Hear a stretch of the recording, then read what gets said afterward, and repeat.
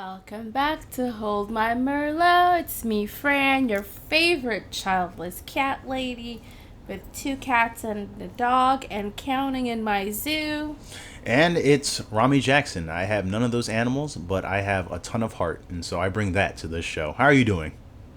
I'm great. And we also have Marty, who's in the background. Marty does post production for us. And as usual, today we will start with our wine breaker. I went to my local Fenwick Beer and Wine store. I got a new wine today. I've never tasted it before, but it is French, and I've told everyone I'm on my French wine tip. Let me just start by reading the name. It's Domaine de Belloutes. It's a Mescadet served at Maine, and it's a Surly. We don't know what the hell that is. If you had written it in English, we'd be able to say it. Marketing 101, terrible, terrible, terrible. 0 out of 100 on marketing. But it's French, so I bought it. It's $20. And I'm going to read what it says online. The Muscadet Servet et Surlo reflects its exterior fruity, authentic, light yellow robe with shades of gray, intense nose with hint of citrus, freshness and fruits in the mouth. This vintage is particularly fine, light and fresh, ideal with seafood and fish. Woo! They literally took the French website notes and probably just translated it to English. That was atrocious. But we're gonna rate it anyway. It's French. It's called Domaine de Muscadet, and it's Surly. So, see, I can barely read it. That's why you need to write it in English. Let's start with the smell. It's really strong and pungent, much like the case against Diddy. All right, like seriously. Oof. Yeah, I no comment on that. Oh yeah, he's as Rami would say, he's cooked. Yeah, he's toast. Moving along. The smell, I would give it about a 3. My nose is stuffy. You guys know I have a cold a lot sometimes. So I'll give it about a 3, but I feel like it probably smells better than I give it about a 4, like the number of witnesses against Diddy in that sexual trafficking case. I'm kidding. Let me stop. All right. Once again, no comment. And what about the color? It, I believe it kind of looks like it's a.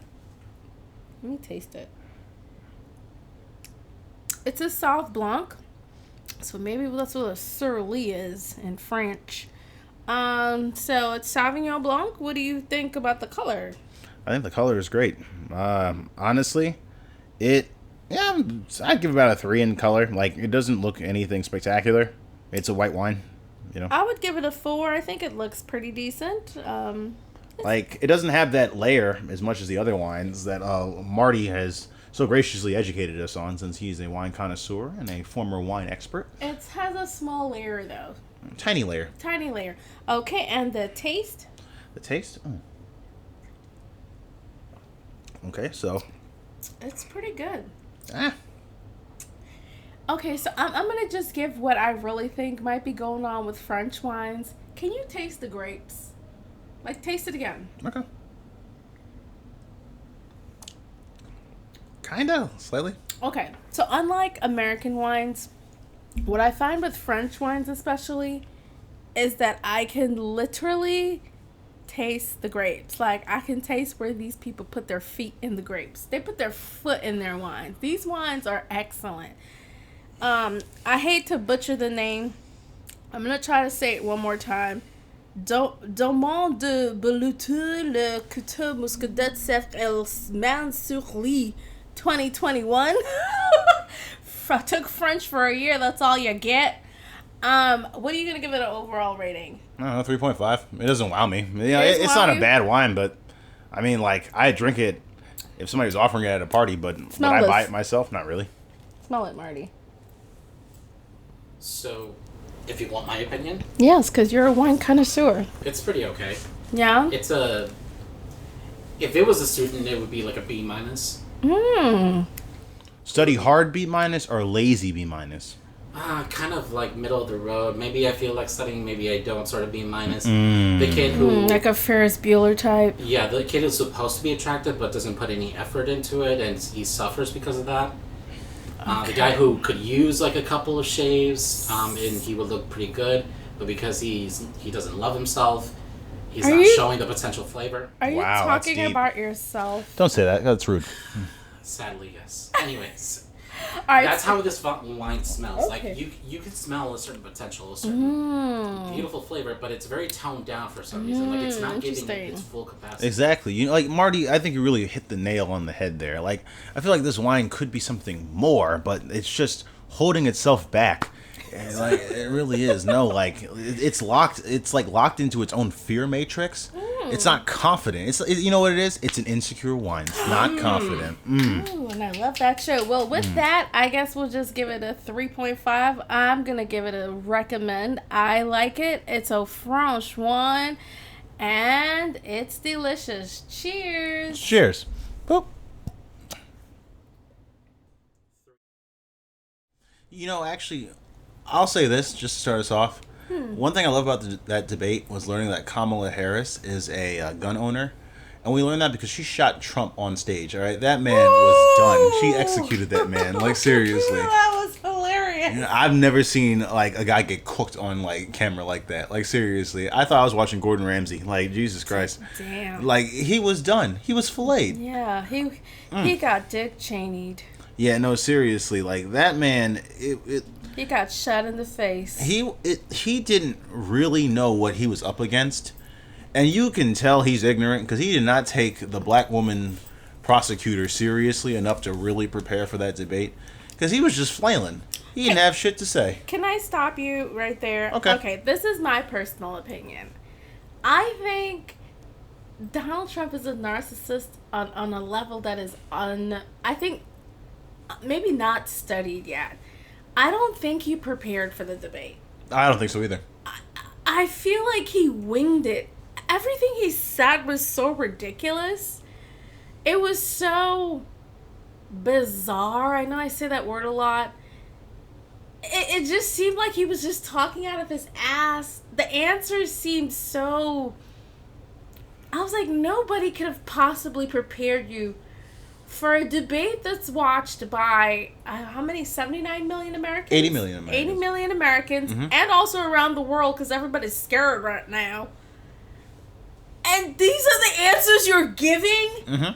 It's like he had no team behind him. I'm sure Yeah. he does have a team. It's just that this guy definitely didn't listen to anything. And of course, he has yes men around him everywhere, so I'm pretty sure they were like, yeah, boss, that sounds better. His answers for all the questions, I mean, were just unbelievably stupid. I agree with you. Unbelievably elementary. It was like, I think there are fifth graders out there that really could have given better answers. All right, that show, Are You Smarter Than a Fifth Grader? I'm not having that show.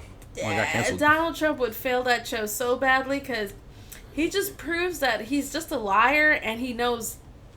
I don't think he cares about what he knows. I don't think he cares about anything. But what else did you take away from the debate, Rami? Well, I think first, we, like most of the American public, took away that Kamala Harris cooked his ass. Oh, yeah. And She put the oil in a frying pan, put him in there, and sauteed yeah, him. she had a high standard to really match. And it's weird because you would think, oh, as long as she does better than Joe Biden, who could barely form a coherent sentence, that she would win. But no, like, she had to really prove herself on a variety of different levels, as Yeah. black people, particularly black women, have to do Yes, in we everyday do. life. But she only superseded expectations, like, you know, your average black woman in any given situation. Thank you. But she also was able to create a narrative, not one that I fully agreed with on certain issues such as immigration, fracking, and the genocide in Gaza. But she was able to still paint a consistent narrative. A consistent democratic narrative. Yes, that was like, hey, democracy is cool and I'm cool and you should vote for me. Yeah. And I think that's something a lot of Americans really were able to take away from and get behind. Yeah. You know? And she really frazzled Donald Trump. Yes. I mean, she basically had him chasing his own tail. Mm-hmm. And it's so crazy. So, I say it a lot. I'm a cable news junkie. I watch MSNBC pretty much 24/7.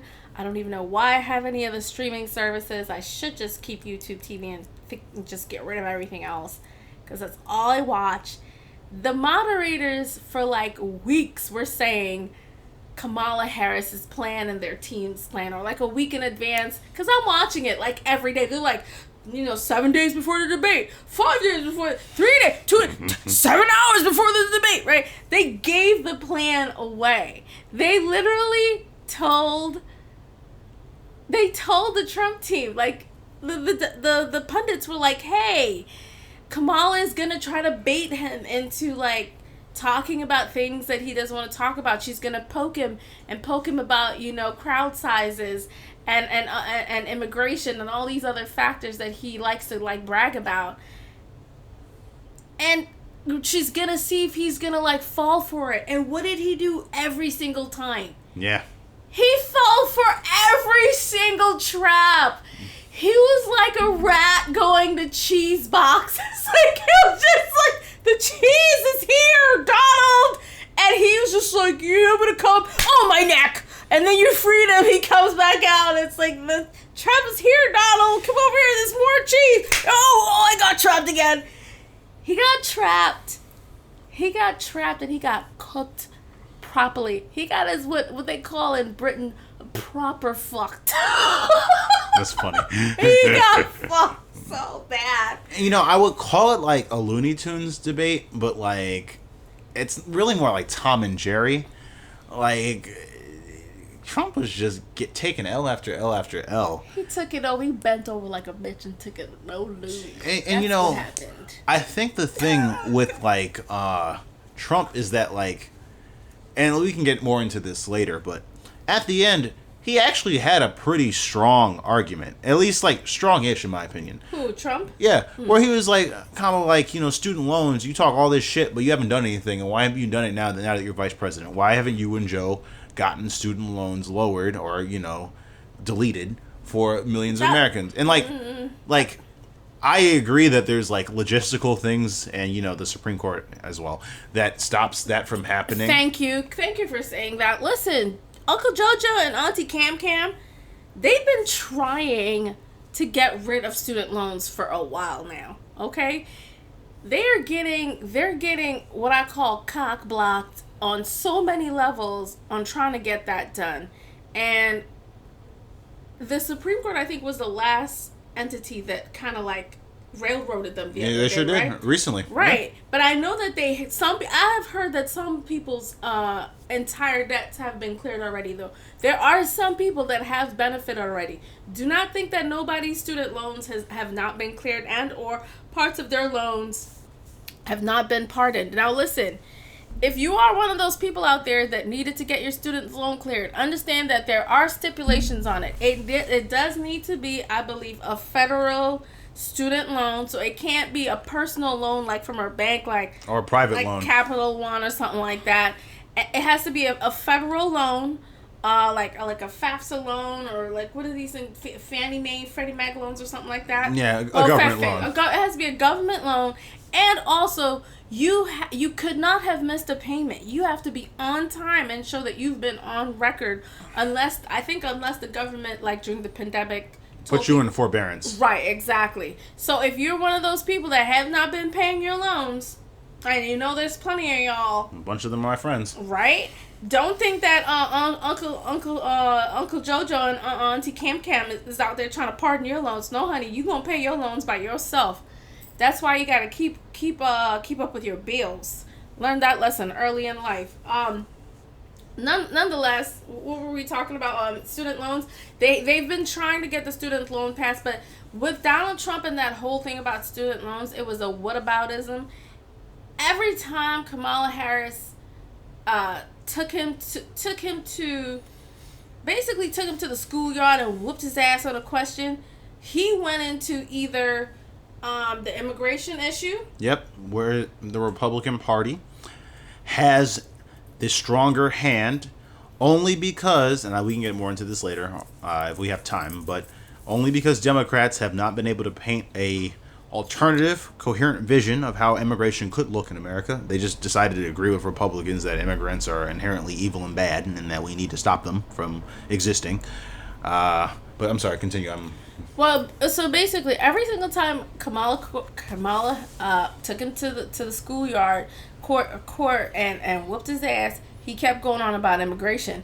And Kamala basically told him, like, look, the Democrats put forward a comprehensive plan that was basically built by y'all.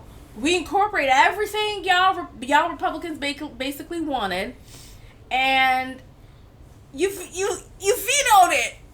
You guys didn't even let it get passed to get through to the president because Donald Trump didn't want it to pass. Apparently, right before it was gonna go to be voted on, and it was popular, right? Because the Republicans got everything they wanted. Donald Trump called up, I think it was the Speaker of the House, Mike Johnson, and said, "Hey, don't let that bill get to, don't let that bill on the floor. If it gets there, don't vote for it, because then I won't have the immigration topic to talk about when the election is in season." Right? He basically wanted it to continue to be a problem. So understand that, it's not all of Donald Trump's fault.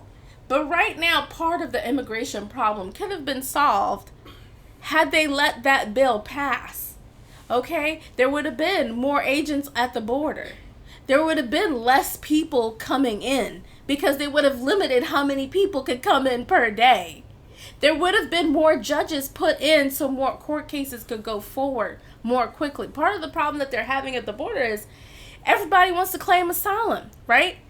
Now, you need to have a court proceeding saying that, you've been deemed, like they have found out that you are a person that is being persecuted where you're coming from so that you can get certain kinds of rights.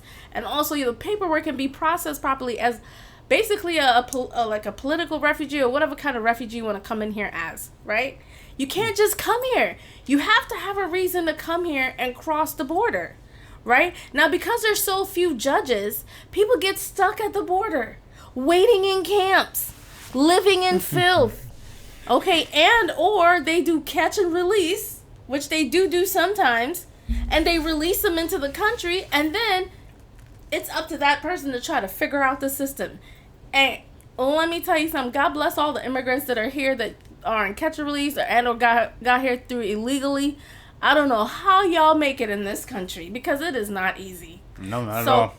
Nonetheless, the immigration issue was Donald Trump's little go-to or his little whataboutism. Whenever Kamala Harris crushed him on a question, he went back to the border because, as she said throughout the entire debate, this is his tired playbook. Let's be afraid of the immigrants. And what is Donald Trump's latest fear tactic? Who is his new favorite enemy? It's not the Spanish people coming in from across the border. It's not the Mexicans. No. It's not the rapists and the, what would he say? And some of them are good people. Hold on, let me. It is our brothers and sisters from Haiti. They're under attack in Springfield, Ohio, and in Florida as well. Okay, so let me just play the clip because you guys have got to hear this. I'm gonna play the entire clip because it is unbelievable what has happened since this debate to our Haitian brothers and sisters in and around the United States. Okay, so basically, Vice President Kamala Harris invited people to go to Trump's rallies, and she said, this is what she said. She said, I'm going to do something really strange tonight. She said, I'm going to invite you to go to one of Trump's rallies so you can see what it's really about. Because this is why Trump really runs, is to stay popular enough to have rallies. And to not go to federal prison. 100%. And she said, when you go to these rallies, what you will see is that people leave early because he rambles on for hours, and they leave out of boredom. And you know what the main thing that she said in that clip that really touched me? She said, the one thing you will not hear is, you will not hear anything about you. You will not hear anything about how he's going to help you. He's not going to talk about policies. He's just going to ramble on about his grievances and and spew hatred against people that he deems different. And that's basically the crux of her point. She's like, he's not going to talk about you. No, and like, I agree with you, and we can get more into this later. But it really begs the question, do you think these debates actually help the American public learn anything about policy or political or policy issues? Like, in my opinion, just to give you a little sneak peek, I don't think so. I don't think American debates are designed to do that. Okay, and we will get to that. Mm-hmm. I really want to play this part about what has happened since this clip. So, Kamala Harris made fun of Donald Trump's crowd sizes, and remember what Obama said. He's an 87 billionaire that is very attached to his crowd sizes, and all he does is whine and gripe about this horrible cards he's been dealt, right? He's an 87-year-old billionaire. Like, what are you complaining about? Anyway, this is a clip with Donald Trump defending himself. Okay, once again, he goes back to immigration when Kamala Harris points out that his crowds and his rallies are boring. And paying them to be there. And okay, hold on. She said people start leaving. People don't go to her rallies. There's no reason to go. And the people that do go, she's bussing them in and paying them to be there. And then showing them in a different light. So she can't talk about that. People don't leave my rallies. We have the biggest rallies, the most incredible rallies in the history of politics. That's because people want to take their country back. Our country is being lost. We're a failing nation. And it happened 3.5 years ago. And what's going on here, you're going to end up in World War III, just to go into another subject. What they have done to our country by allowing these millions and millions of people to come into our country, and look at what's happening to the towns all over the United States. And a lot of towns don't want to talk. It's not going to be Aurora or Springfield. A lot of towns don't want to talk about it because they're so embarrassed by it. In Springfield, they're eating the dogs, the people that came in. They're eating the cats. They're eating the pets of the people that live there. And this is what's happening in our country. Okay. I had to play that clip because that clip has gone viral all over the world. If J.D. Vance had any soul, or even just a hint of respect for the idea of public service, he would resign, because he has promoted blood libel and a pogrom against Haitian Americans in Ohio, his own constituents. We'll get to that. So we're there now. When Kamala Harris says, "Go to a Trump rally," it is boring. People leave early. It's weird. He rambles on. He never talks about you. It hurt him so bad. Yeah, no, that was like. That was like punching him in his little Yeah, no, pee-pee. Seriously, she fired a rocket launcher at him. She fired a rocket launcher at him, and it really hit a nerve because he had to defend himself. He had to defend himself to the point where it's like, what can I really say that's outrageous and crazy? Because I've really got to get back into the spotlight. Yeah. Like, this is like his little moment, because to me... It was like in Dragon Ball Z when, like, Frieza kills Krillin like this and then, like, blows him up. And then, like, that was when Trump went Super Saiyan. And I mean this in the most negative way possible, because Trump wasn't cooking. He was not doing shit. This man just started saying and spewing dumb shit. Right. He was losing. If anything, actually, it was more like Vegeta tried to go Super Saiyan against Frieza and then got cooked. He got cooked. That comment was so insane. I think I sat on the couch and just laughed. I was like, what? I'd never heard of this. I had never heard of this. And then the funny thing about it is, to be fair to Trump, you know, just because you have to be fair to his weird ass. No, you don't.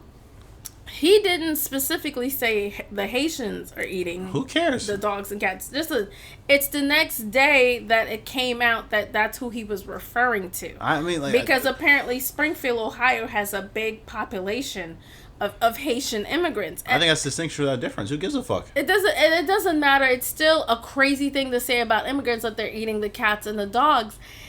And I was just so confused. I sat on my couch like I can't believe I just heard that from a president of the United States saying something so outlandish. But then, because he said it, I was like, but is it true? But I was like, but who's eating the dogs and cats? So then the next day, they said, oh, the Haitian community is under attack in Springfield, Ohio. And, the city manager had to come out. I think the governor, the mayor, they're all coming out and they're like, hey, listen, like, this is not true. This is not happening. And what's happening in Springfield, Ohio now because of that particular comment is there have been bomb threats to, like, civic centers, like schools, wherever Haitian people are congregating.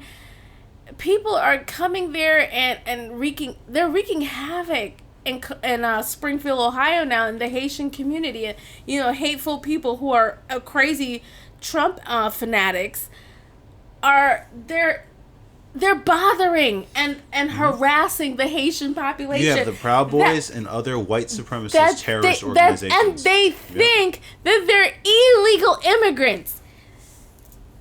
The Haitian immigrants in Springfield, Ohio were invited to come. This is what the mainstream media is pointing out over and over again. But you have to understand, these friend. are legal immigrants. Listen, to me personally, I can understand if illegal immigrants actually did come here, and we've talked about this before, if they actually did come here and get,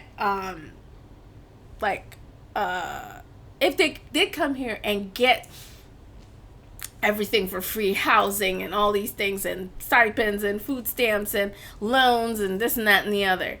But that is not true, right? And then the icing on the cake here is like, these people are illegal. They went to Springfield, Ohio because their population is dwindling and they needed workers.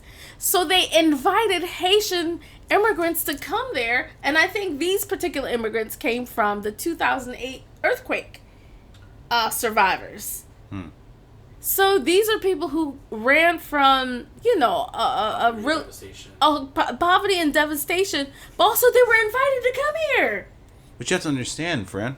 Since they're immigrants, under the guise of American white supremacy and that logic, they'll always be illegal. That's the thing. Like, I think people kind of try to reinforce the fact that these are legal immigrants, aka good immigrants. No, under the Proud Boys, like Stephen Miller, like Donald Trump logic, all immigrants are illegal. It does not matter if you have the piece of paper that says you're allowed to be here, because you are not white.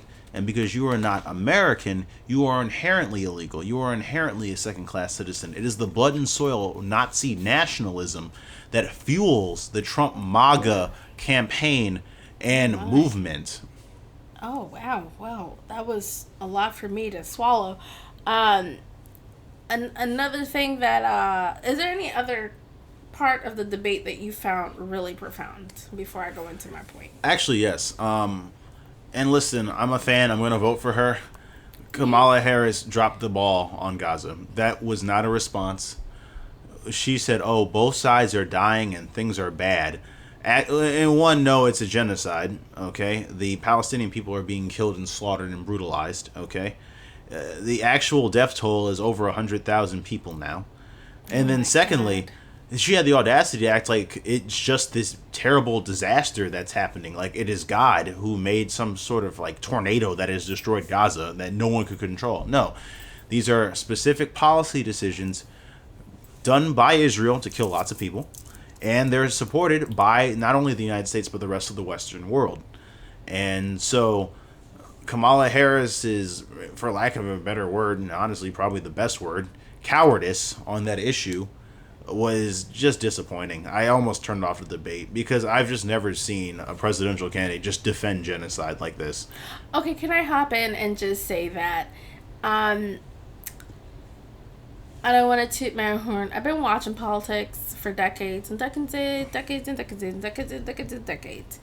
This has been the United States policy forever and ever and a day. Yes. The United States supports Israel Yes. on whatever it is Yes. that they want to do. Yes. We give them weapons. Yes. We give them money. Yes. We sponsor them. Us and the United Yes. Kingdom. We created that state. Yes. We created the problem. Yes. And we continuously support Israel. That is Yes. the stance of the United States government. It was not surprising what she said. We do not, I don't want to say we don't support Palestine, but we are not there to promote the agenda of the Palestinian people. Yes. Okay, we are not there to do that. Yes. And I wasn't surprised, and you know, it just is what it is. I've said this before. I believe Israel is it's an ally of the United States, and it's the country that's there within that particular part of the world that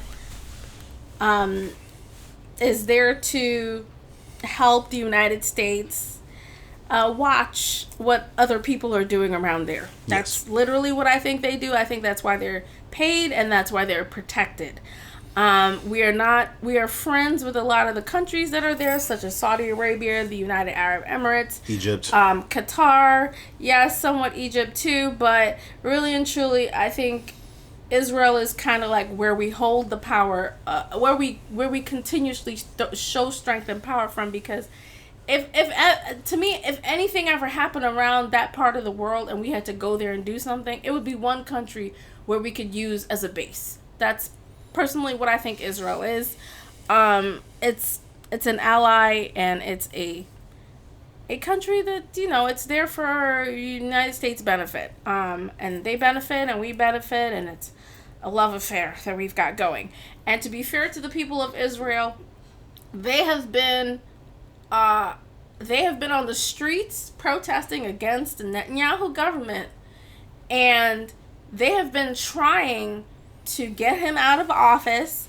Netanyahu and his cronies. Yes, and his government have been trying to stay in power because he, just like Donald Trump, is running away from cases, and he's trying everything in his power to stay in power. And the U.S. government has alerted him that they do know that he knew about the plan for October 7th of last year? Yes. They've told him, like, you knew about this, and now we have intelligence saying that we know that you knew that they were coming and you did nothing about it. So basically, the United States government has also put Netanyahu on alert that, hey, like, we know that you're kind of you're not being truthful about some of the things that are going on here. But nonetheless, the U.S. government and the Israeli government will do what they have to do. But we are always hand in hand together over there. So no surprise for me that was Vice President Kamala Harris's answer. She's just doing what every other president has done.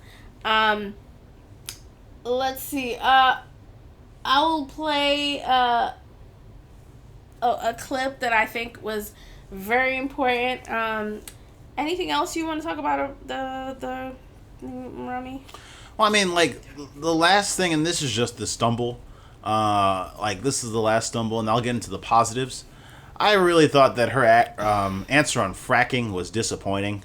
And don't get me wrong, like, I get you have to say certain things. Have you been to Pennsylvania? They need every fracking cent they can get. I mean, like, it's just so destructive, and really not that productive either. You know what I mean? Like, again, I get it. You got to say what you have to say in order to win a state. That's fine. Personally, the United States has a short-sighted view on resources, and we do not think about consequences in the future. We just don't. All right, and that's most world governments' views on resources. We take from Mother Earth, and then when an earthquake comes and or when a tornado comes or a landslide comes, and 50 houses on a cliff go down, we go, oh my God, how did this happen? Who could have seen this coming? Oh boy, the ice caps are melting. Countries are just disappearing. What happened? We act like we don't know what's going on, but as in general, most of us are too distracted, too busy to go out there and march and or put people in office that are going to put the planet first. And basically, one day the earth will swallow all our asses up and or burn us, and it'll be the end of most of us. And that's just the truth of the matter. What Vice President Kamala Harris is doing is she's doing what all other presidents do. Whatever the people want that's short-sighted, that's going to keep jobs going, is what they're going to do. People in Pennsylvania, to be fair to the people of Pennsylvania, they're suffering. Have you been to Philadelphia? Oh my God, somebody help that city.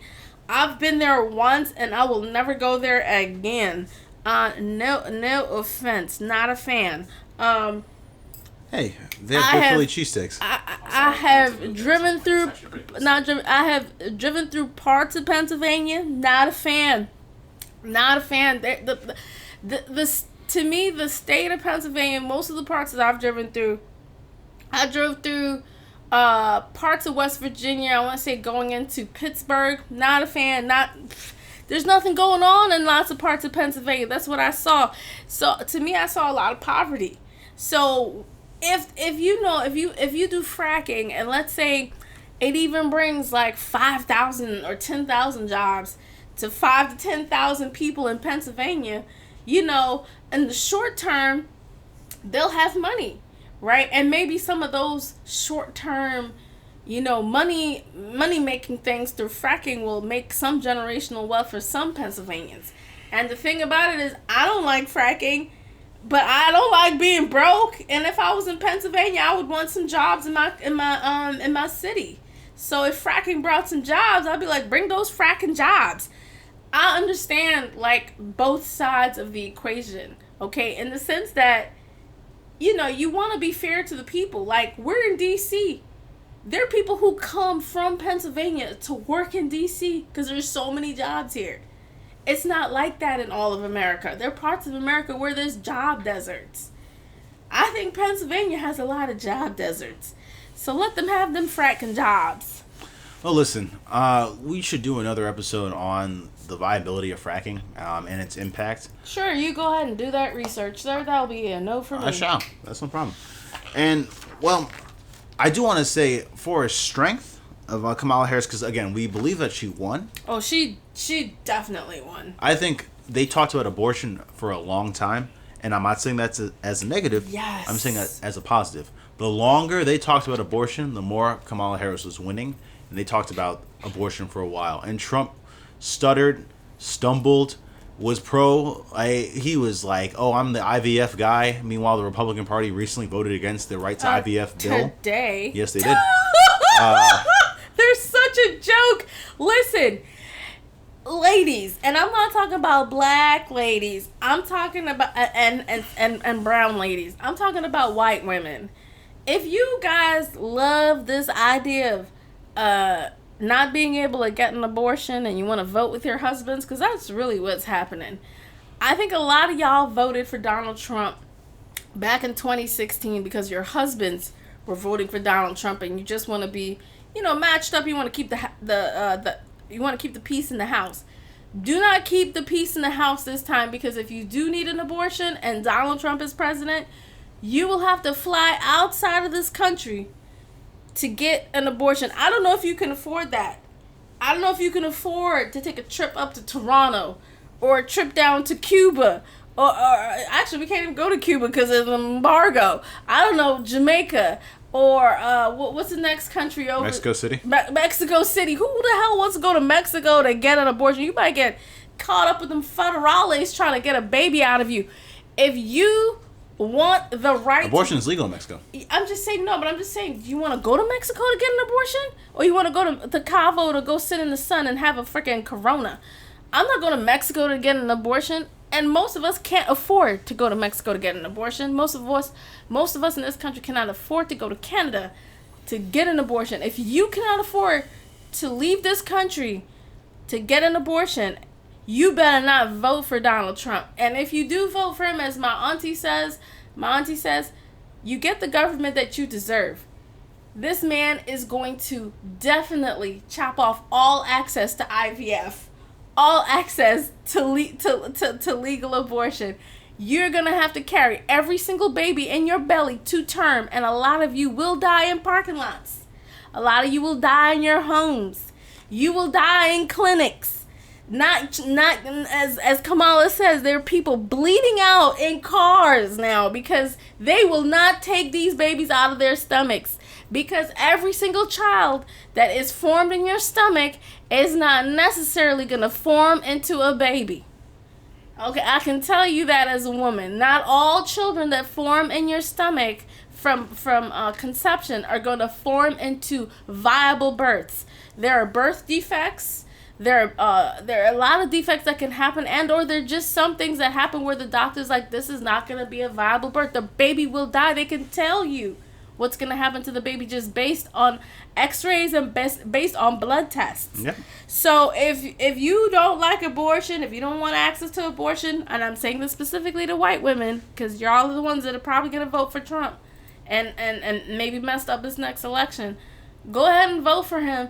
But do not come crying to us talking about, oh, let's go have a march at the Capitol and put on pussy hats, as Dave Chappelle said. Don't call on us to go marching with you, because we're not marching ever with you again if you do this to us again. And, you know, I think going off of that, I'm a man. I have nothing to say about abortion, you know, as a woman's issue. And, like, actually it's an issue for like, all Americans and all our freedoms. But, like, you know, I'm going to let women lead the conversation on that. I'm sorry. It's not a women's issue, but it's something that we should all care about. But I'm going to let women lead. But and this is what I'll say about abortion. Let me tell you something. I think abortion is a very interesting subject. And I'm a little bit... Okay, so my feeling is, I don't believe in abortion. I believe that if you get pregnant, you should have the baby. If it's viable, but of course, if it's rape or incest, come on. I would never, ever, ever think that somebody who's raped or had a baby put in them through like a relative should go full term with that child. Well, you're better than most evangelicals. Okay, yeah. At the same time, I would never put my belief on somebody else. Okay, I was raised Catholic. We are told it is wrong in the eyes of God to kill children from conception to delivery. We're not allowed to do that, and I firmly believe in the right to life. And I think if you do get pregnant, you should have the baby. Now, if somebody else wants to go have an abortion, I don't care. That is none of my business. I'm not going to help raise that baby. And the state is definitely not going to help raise that baby. Have y'all heard what happens to kids in orphanages and in state care? Well, actually, that's where I disagree. I think the state should help raise the baby. No, but I'm just saying, kids who are raised in kids who are raised in orphanages and in state care run systems are some of the most abused children, and they're some of the saddest people you will ever meet, with some of the craziest stories you will ever hear. So that's why I don't believe that you should make anybody carry a baby to term when the system doesn't even take care of these children when they have them and they don't want them. The system is not capable of taking care of them, so you don't even have an answer for, like, what are you going to do with these children when they're born? Nobody wants these children. And, you know, one thing that I think Kamala Harris did perfectly on just this topic, she didn't make the typical Democratic Party mistake. And I'm going to keep this very simple. Democrats tend to do bad at debates because they keep trying to debate Republicans on policy. Mm-hmm. And Republicans are the anti-policy party. They are really a vibes party. And so you can't really beat a Republican at a debate on policy, because Republicans, one, don't have policies, and two, they're not there to argue policy. And so Kamala Harris did a great job of really just humanizing abortion, humanizing women's health, and really building a cohesive narrative about how if Donald Trump is elected, women will die in greater numbers than they are now, and that the health and wellness of American women is going to catastrophically suffer because he is elected to office. And I think that's really just the roots of American political debate.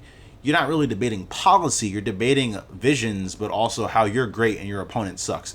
Donald Trump's vision for women is negative, and his policies and he himself and his He has no vision for anything. yes, This guy's a visionless creep. Like, yes. what is like? What did the lady say? Okay, one part of the debate, the moderators asked him, and what were the moderators' name? We didn't even say their names. David Muir and Lindsay Davis. From ABC. Stone cold questionnaires, if I may say. They were vicious to both of them, by the way, with the questions. These were lethal questions that they both got. They asked them both very interesting questions, and also very, I think questions the American people really wanted to hear. So they asked Donald Trump, hey, so you've been trying to take the Affordable Care Act out of place for all of these years, since Obama's time, since you got in 2020. So, have you come up with a plan to replace it? Because you keep saying all these years you want to take it out and replace it. And he ran in what, 20? He ran in 2016 and won, right? Or is it 20? Yes, he did. Yes, he won in 2016. Right. So they said, okay, actually it's almost 10 years now, right? Since Yes. 2016. So they asked him, what's your new plan? What's your new policy to replace the Affordable Care Act? Listen. And he said, oh, there's a plan. It's a great plan. Da, da, da, da. And he kept beating around the bush, and they're like, okay, so what's the plan? He's like, well, I have the concept of a plan. That's a Simpsons answer. Listen, I love that shit. The man has no plan to replace Obamacare. If Obamacare is dismantled, understand that you go back to what? Bankruptcy, from medical bills. Okay, you go back to being denied for having a pre-existing condition. And pre-existing condition could be that you had a baby. It could be that you have asthma. You have something that you're born with. Anything could be a pre-existing condition. You go back to insurance companies denying claims that they're supposed to take care of that's in your insurance plan.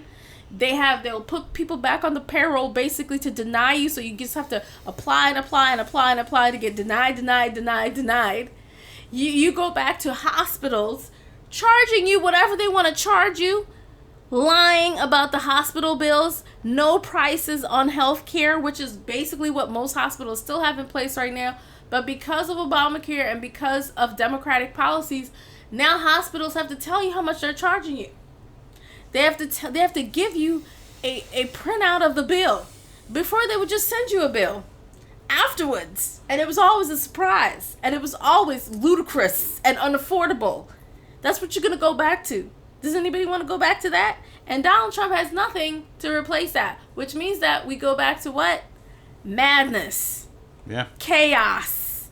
And corporate greed. And even though and they're still making millions. I'm like, yes, they are. You're still making millions. You guys aren't even not making millions. Like, what are you fighting here? You're still making money. But the corporations are greedier than greedy, and they want the Affordable Care Act to go back down so that they can go back to keeping us in the dark as far as insurance and insurance care and hospital care. Insanity. And actually, shout outs to David Muir and Lindsay Davis, because they're actually two journalists who did their damn jobs for 2 seconds. They really did do their job. They actually asked Trump real questions and then actually drilled down on him when he didn't respond. And they fact checked him over and over again, and they kept asking him questions. They're like, so that didn't answer the question. And they'll ask him the question again. Yep. And the best fact check of the night, what's her name? Lindsay Davis. Lindsay Davis listened to Trump say over and over again that with abortion care, the reason why he wanted to send it back to the states is because all these liberal states are having 9-month abortions. They're legalizing 9-month abortions. And he kept talking about the baby is born and then they kill the baby. As Mel said, they execute the baby. Okay. And Lindsay said to him, at the very end of his crazy rant, she was like, there is no state in this country where you can execute a baby after 9 months. And she just went on to the next question. It was, as Trump would say, a beautiful. It was so beautifully done. These stone cold moderators were, I think it was one of the best moderating situations I've seen as far as like the way they questioned Donald Trump and the way they questioned Vice President Harris too, because they took her to task on some of the questions that they asked. Oh her. yeah, it's better than CNN, where Trump be like, there are 60 billion Mexicans attacking and destroying the Statue of Liberty right now, and seeming like, oh wow, damn, that's deep. What do you think, Kamala Harris? I mean, I'm sorry, not Kamala Harris. What do you think, Joe Biden? Joe Biden must be like, you know what I mean? Like it wasn't that bullshit. It wasn't exactly like that. What happened with the moderators at CNN is that they let him say anything. I think it wasn't the first time that they had taken off the mics and there was no audience and all this stuff. No, there was an audience. No, there wasn't. There was no audience at CNN. Yes. No, there wasn't. There was an audience. I don't remember there being an all right, audience. we're going to update you on the next episode, because I could be full of Was shit. there an audience, Marty? I didn't. I'm going to put money on it that there wasn't an audience. Okay, so look. What happened with the CNN debate is that Joe Biden and company gave them all the rules that they wanted. They wanted no audience. They wanted microphones to be taken off at a certain time. Times to answer questions to be limited to a certain time. And I forgot what else the rules that they made, but basically the Biden camp came up with the rules, and they picked the CNN. They still got cooked. And he still got cooked. That's why Trump was like a real victor that day. And man, Trump also during the debate with Kamala went off on her about Joe Biden being replaced. I think Trump really thought that he was gonna sail. He thought shit was sweet, and it He wasn't. was gonna sail Kamala back right was sour. into the White House. He was gonna go back to Putin and ask for some more money. So anywho, so if you do not know this, so Jared Kushner, Donald Trump's son-in-law, when the Trump presidency ended, got $2 billion from the from the Saudis out of nowhere to basically bail him out of debt out of 666 Fifth Avenue. That's funny. Which he bought right before the 2008 stock market crash, because he's a business real estate developer, just like his father-in-law. And so the story goes, Jared Kushner is basically part of a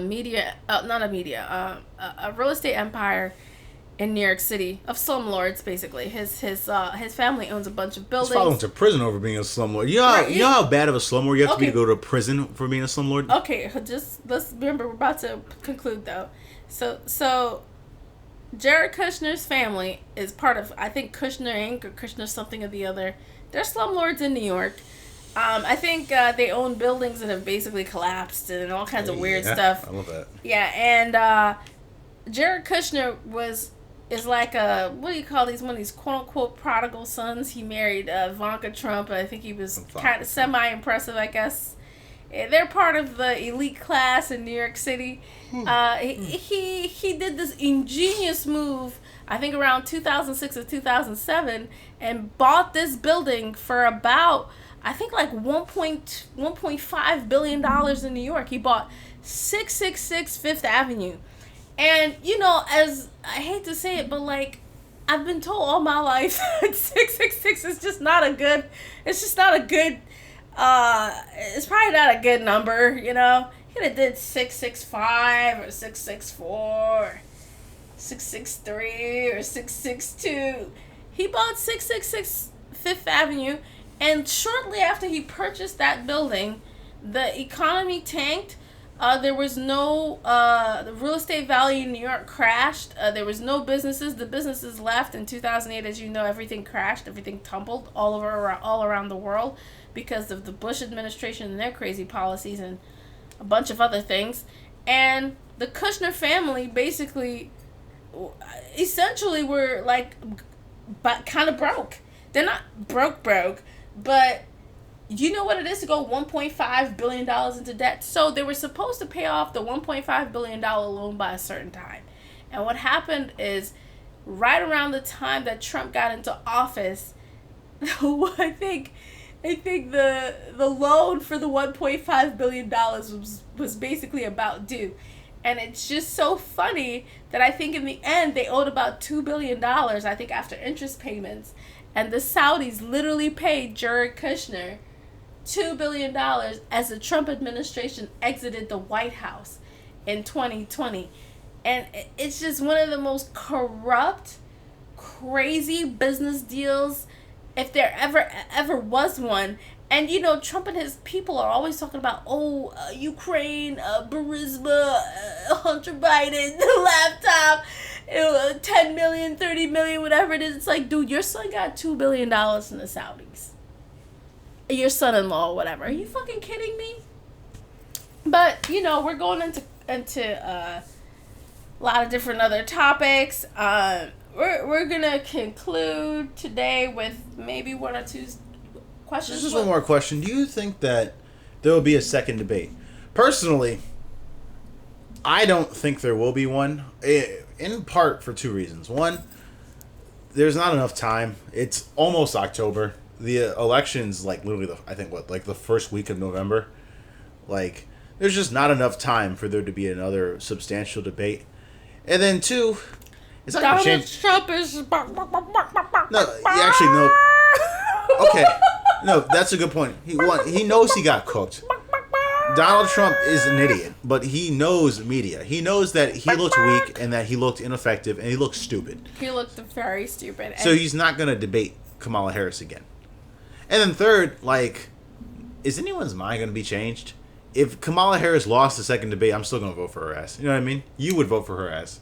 I'm voting for her. I don't care what happens. Yeah. I'm voting for her. I told you I was voting for Joe if he was rolled in a casket. I didn't care. I was voting for Joe regardless. Yes. I don't care if Joe fell down that step coming down that damn plane or fell going up. I don't care if he stumbled. I don't care what he looked like. I don't care if he was in the hospital. I don't care what they said. I was voting for Joe. Okay? Yeah. You're not going to change my mind. And it's the same with VP Harris. She's getting my vote. Come run, sleet, shine, sun, moon, sunrise, end of the world, whatever. Personally, I think there will be a second debate, and I'll tell you why. Donald Trump is a very narcissistic and he's a me person. And what's going to happen to him slowly but surely within the next couple of weeks is he will realize that if he doesn't have a second debate with Vice President Kamala Harris, he'll basically be deemed a loser in that debate. And he went on Fox News and all kinds of other platforms and has said, the reason why I'm not going to have a second debate is because I killed it. I was so great. He thinks he was so good that he doesn't need to have a second debate. And the truth of the matter is, everybody has called it for Kamala. Pretty much. Yeah. Most agencies, most polls are saying Kamala won. Even Republican polls and most Republican are calling it for Kamala.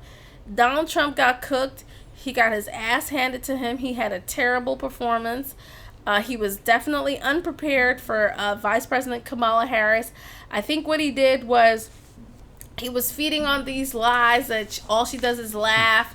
He's feeding on these lies that she drinks or something like that, which is the same thing that they did to Nancy Pelosi, by the way. They called her an alcoholic, all kind of weird stuff. And all very strange. These people, Nancy and Vice President Kamala Harris and Speaker Pelosi, these are very coherent, strong, very smart, brilliant women. I've never seen them not poised or on point. You do not see these people making the types of crazy statements and the type of crazy mistakes that Donald Trump makes. I think what's going to happen to Donald Trump within the next couple of weeks is that he's going to realize how badly he has done. He's going to realize how many bad news cycles have come about with this. They're eating the dogs and they're eating the cats sound clip and soundbite that's going around the world right now, where everybody is making fun of him. It's going to get to him.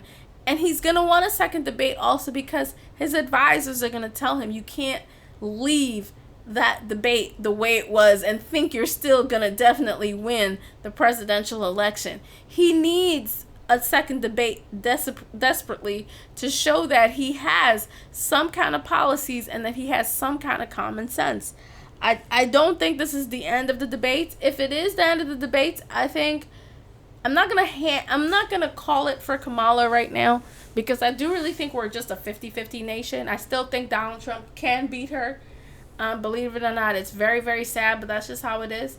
If George W. Bush can beat Al Gore, Donald Trump can beat Kamala Harris. It's not about how smart you are here. The nation's changed a little. Or actually, not a little, quite a bit since then. But I definitely think there'll be a second debate. I think the same thing's going to happen again, though. Well, I think it's going to be even worse, because Donald Trump, when he's down, and when he feels cornered, he gets more and more desperate, and he says crazier and crazier things. And that's why a day after he says they're eating the dogs and they're eating the cats, you can go look this up and look up sound bites.